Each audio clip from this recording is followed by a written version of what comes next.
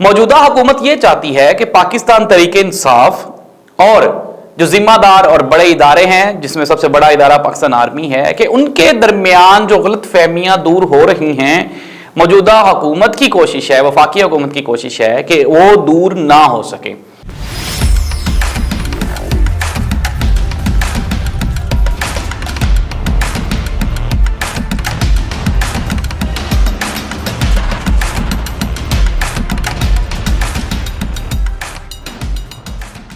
اعوذ باللہ من الشیطان الرجیم، بسم اللہ الرحمن الرحیم۔ اللہم صلی علی محمد و آل محمد۔ کروڑوں درود و سلام حضرت محمد مصطفیٰ صلی اللہ علیہ وآلہ وسلم پہ اور آپ صلی اللہ علیہ وآلہ وسلم کی آل پہ۔ ناظرین، این نیوز پہ آپ دیکھ رہے ہیں پورا سچ اور میں ہوں زاہد عباس نقوی۔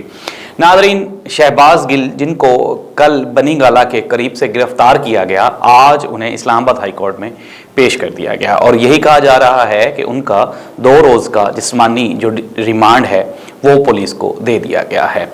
ناظرین، شہباز گل کو گزشتہ روز بنی گالہ کے قریب سے ان کو اریسٹ کیا گیا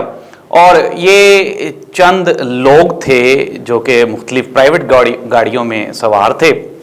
اور انہوں نے شہباز گل کو وہاں سے گرفتار کیا۔ گرفتار کرنے کے بعد نامعلوم مقام پر منتقل کر دیا گیا اور پھر آج صبح ان کو وہاں پہ اسلام آباد ہائی کورٹ میں پیش کر دیا گیا۔ ناظرین، شہباز گل کو ان کے اس متنازعہ بیان کی وجہ سے گرفتار کیا گیا جو انہوں نے چند روز قبل ARY ٹی وی چینل کے پروگرام میں لائیو پروگرام شو تھا اور اس میں انہوں نے ادارے کی ایک ذمہ دار ایک بڑی شخصیت کے بارے میں انہوں نے کچھ متنازع الفاظ بیان کیے، جس کی وجہ سے موجودہ حکومت نے ان کے خلاف چارج شیٹ بنائی اور ان کو گزشتہ روز گرفتار کر لیا گیا۔ ناظرین، پاکستان کا یہ المیہ ہے کہ یہاں پہ سیاست کو چمکانے کے لیے پاک فوج اور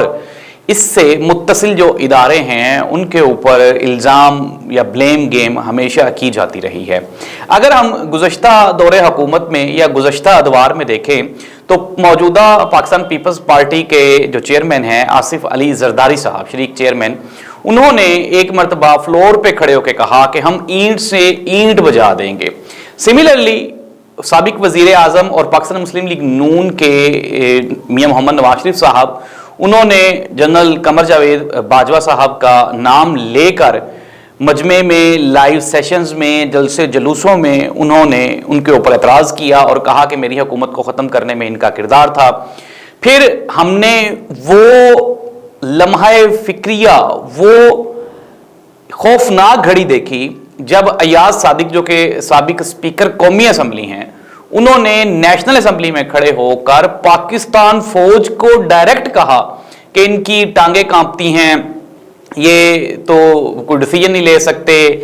نہیں جنگ نہیں لڑ سکتے۔ سملرلی مریم نواز صاحبہ جب ووٹ کو عزت دینے کی بات کرتی رہی ہیں تو انہوں نے اپنے ہر جلسے میں پاکستان آرمی اور اداروں کے خلاف ہرزہ سرائی کی ہے۔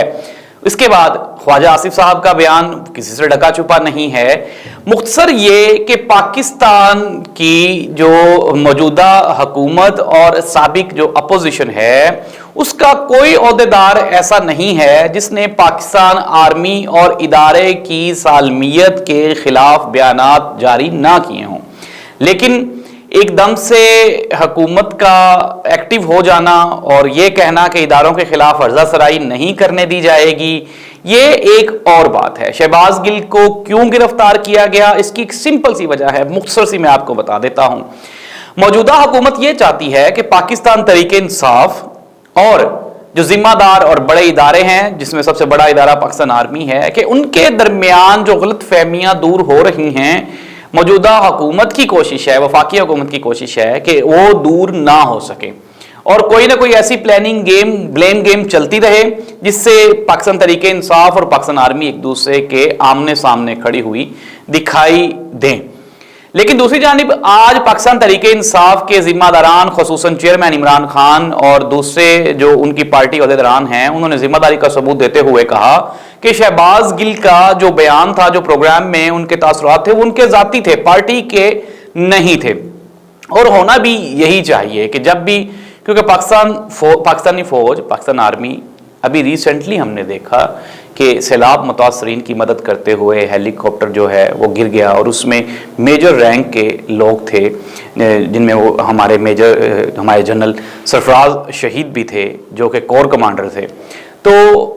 آرمی کی قربانیاں اور اس ادارے کی قربانیاں کسی سے ڈھکی چھپی نہیں ہیں۔ یہاں پہ فوجی جوان سے لے کر جنرل لیول کے رینک تک آفیسرز نے پاکستان کی بقا اور سالمیت کے لیے قربانیاں دی ہیں۔ ایک بات جو ہم ہمیشہ اس پروگرام میں کہتے ہیں وہ یہی ہے کہ پاکستان آرمی ہے تو پاکستان ہے، پاکستان کی مضبوط آرمی پاکستان کو محفوظ بنانے کے لیے ناگزیر ہے۔ ہمارے ایک سائڈ پہ انڈیا ہے، امریکہ گھات لگائے بیٹھا ہے، پھر اس کے بعد اسرائیل ہے اور دوسری بھی دشمن قوتیں جو کہ پاکستان کو ہمیشہ کہیں نہ کہیں نقصان پہنچانا چاہتی ہیں، لیکن پاکستان آرمی کا مضبوط ہونا انتہائی ناگزیر ہے۔ پھر پاکستان میں ہم جب بھی دیکھتے ہیں کوئی قدرتی آفت آتی ہے تو یہ وہی جوان ہیں، یہ ایک واحد ادارہ ہے جو پاکستانی کی مدد کے لیے فرنٹ پہ کھڑا ہوا آپ کو دکھائی دیتا ہے۔ شہباز گل ہو، مریم نواز ہو، آصف علی زرداری ہو، میاں محمد نواز شریف صاحب ہوں، خواجہ آصف ہو یا ایاز صادق یا کوئی بھی بندہ ہو، کسی کو بھی یہ اجازت قطعاً نہیں ہونی چاہیے کہ وہ پاکستان آرمی کے تشخص کو مجروح کریں یا پھر کسی کا نام لے کر یا آفیسرز کا نام لے کر ادارے کی سالمیت کو ٹھیس پہنچانے کی کوشش کریں۔ دوسری جانب وفاقی حکومت نے ARY کی نشریات کو پورے پاکستان میں بند کر دیا ہے۔ معاملہ صرف اور صرف یہی ہے کہ ہر ہتھ کنڈا وفاقی حکومت کی جانب سے آزمایا جا رہا ہے جس سے کہ وہ پاکستان تحریک انصاف یا عمران خان کی مقبولیت کو کم کر سکیں، لیکن ہر مرتبہ نتیجہ اس کے برعکس آ رہا ہے اور ہوتا یہی ہے کہ وفاقی حکومت چاہتی عمران خان کی پاپولیرٹی کو کم کرنا چاہتی ہے، لیکن وہ پاپولیرٹی انکریز ہو جاتی ہے۔ عمران خان بھی سیاسی محاذ پر اگریسو ہو کے کھیل رہے ہیں، جس طرح سے 9 حلقوں میں الیکشن لڑنے کی بات ہو یا پھر سملرلی اسلام آباد میں جلسہ تھا لیکن انہوں نے چونکہ TLP کا وہاں پہ جلسہ رکھوا دیا، انہوں نے فوراً ہی اس کو ڈائیورٹ کر کے لاہور منتقل کر لیا ہے۔ اب 13 اور 14 اگست کی درمیانی شب کو پاکستان تحریک انصاف کا لاہور ہاکی اسٹیڈیم میں جلسہ ہوگا۔ تو ناظرین، سیاسی عدم استحکام پاکستان میں جوں کا توں ہے اور ہر روز یہ بڑھتا جا رہا ہے۔ کوشش اور اس کا واحد حل وہ ارلی الیکشنز ہیں، آج ہو جائیں کل ہو جائیں۔ عمران خان کو چپ رہنے کے لیے کئی میسیجز بھیجے جا رہے ہیں۔ دوسری جانب عمران خان نے پنجاب گورنمنٹ یعنی چودھری پرویز الہی کے ذریعے بھی معاملات کو ٹیکل کرنے کا اور بہتر حل نکالنے کے لیے پرویز الہی کو ٹاسک دیا ہوا ہے۔ یہی وجہ ہے کہ شہباز گل کی گرفتاری کے بعد پنجاب حکومت نے پہلے چند بیانات آئے کہ ہم گرفتاریاں کریں گے، لیکن پھر اس کے بعد کوئی بڑا ایکشن نہیں کیا گیا۔ عمران خان کی جانب سے بھی کوئی بڑا بیان سامنے نہیں آیا۔